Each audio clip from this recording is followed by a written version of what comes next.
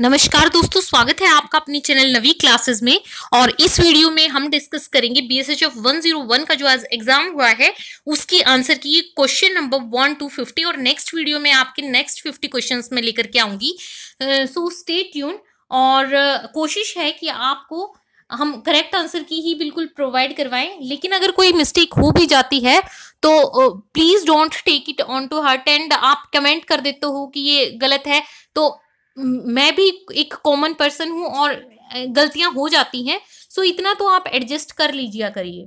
तो देखते हैं, क्वेश्चन नंबर 1 आया था, ये था कि सोसाइटी इज मेड ऑफ।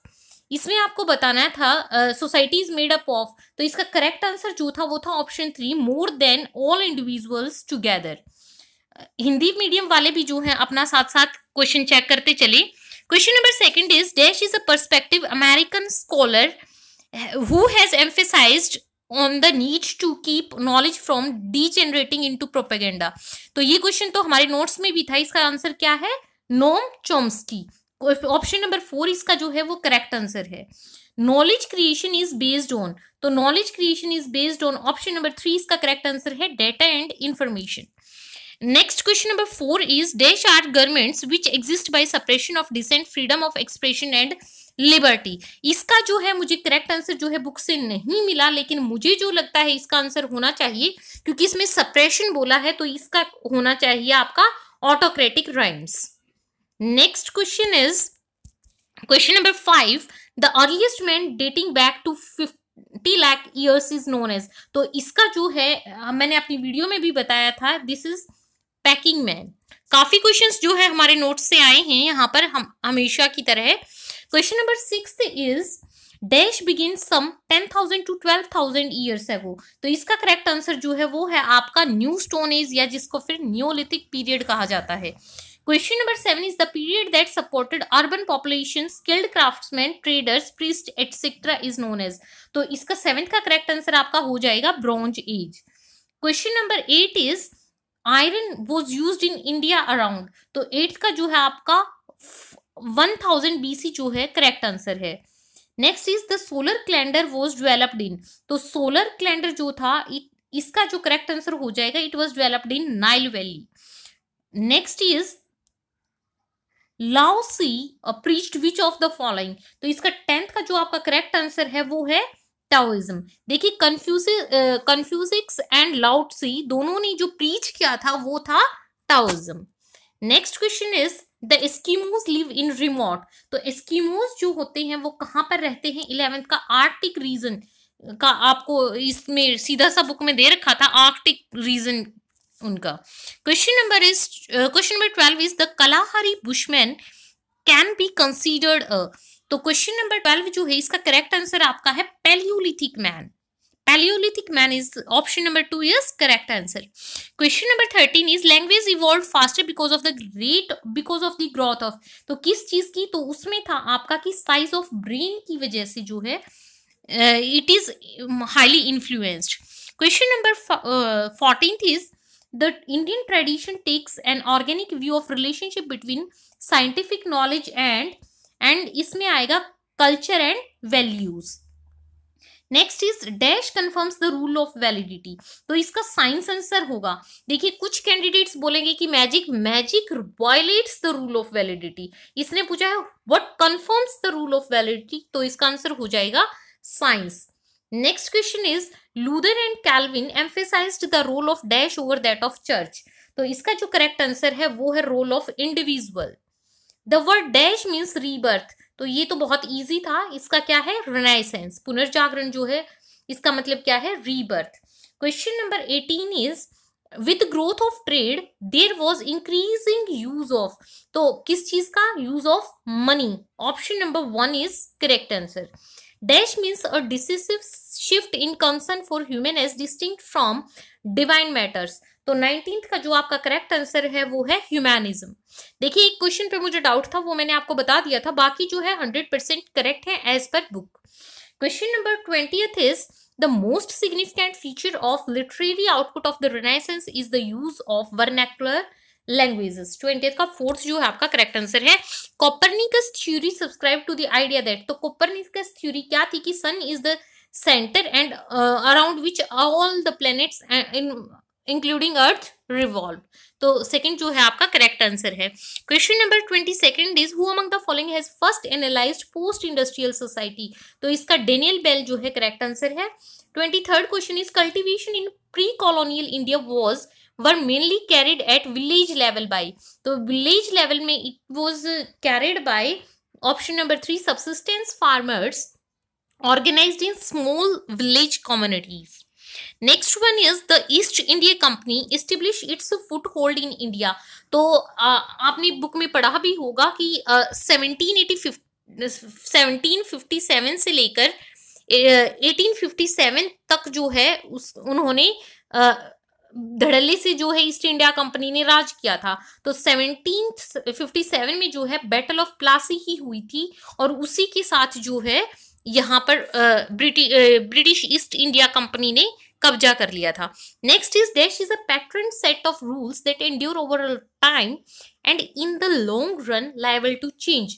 तो व्हाट चेंजेस, क्वेश्चन इसका है सोशल स्ट्रक्चर। जहां पर डाउट होगा मैं आपको बता दूंगी कि अदरवाइज आप 100% इसको करेक्ट लेकर के चलिएगा। Davis and Moore belong to which school of thought. तो इसका जो करेक्ट आंसर है वो है functionalist school. 27th is of position in society earned through personal efforts। तो पर्सनल एफर्ट्स से जो अचीव हो वो होता है आपका अचीव्ड स्टेटस। ऑप्शन जो है वो सीक्वेंस सेम है तो हिंदी मीडियम वाले भी यही आंसर टिक कर ले। 28th is dash is one of the most basic institution of society. तो ये आप सबको पता है कि फैमिली जो है वो सबसे प्राइम कहो या आप बेसिक कहो इंस्टीट्यूशन है सोसाइटी का। Next one is learning the ways of one's own culture through family peers and education etcetera is known as. तो इसको क्या कहेंगे? 29 का आपका थर्ड जो है सोशलाइजेशन वो इसका करेक्ट आंसर हो जाएगा। Dash is a culture norm that forbid sexual relationship between certain किन।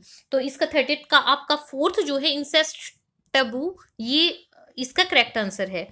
अ marriage where women has several husbands. देखिए वीमेन हैज सेवरल हस्बैंड्स, तो इस क्वेश्चन को ध्यान से पढ़िएगा। इसका करेक्ट आंसर क्या हो जाएगा? पॉलीएंड्री। इन हंटिंग एंड, ये टेदरिंग गलत प्रिंट हुआ है, यहाँ पर गैदरिंग आएगा। इन हंटिंग एंड गैदरिंग सोसाइटीज, तो इसमें क्या होता है?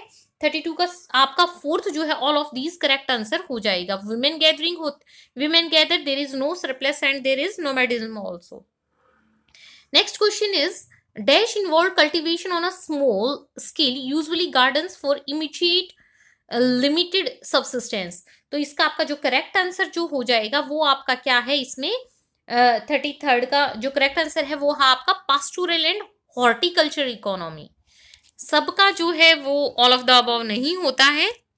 Next is 34th question, industrial revolution started in. मैं आपको क्वेश्चन बोल रही हूँ, अगर कहीं प्रिंट थोड़ा ठीक नहीं आया है, इमेज क्लियर नहीं है, तो मैं इसलिए आपको बोल करके बता रही हूँ। इंडस्ट्रियल रिवोल्यूशन स्टार्टेड इन, तो कहाँ से इंडस्ट्रियल रिवोल्यूशन जो है वो शुरुआत उसकी कहाँ से हुई थी? इंग्लैंड से। Dalai Lama as a spiritual and political head is an example of.